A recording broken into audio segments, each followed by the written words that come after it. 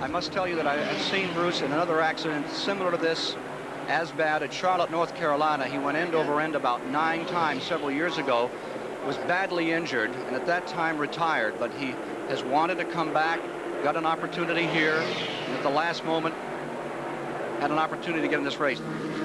Ned, Bruce Jacobi is one of the drivers that a lot of fans like to be around and like to see. Some may say that Bruce Jacobi over the years has been one of the guys who has filled out the field, but he's always been very loyal and very dedicated to the sport of automobile racing. He was involved in the transition a few years back in IndyCar racing when they went from the front engine to the rear engine cars. He's tried for quite a number of years to qualify for the Indianapolis 500-mile race up north, but never succeeded.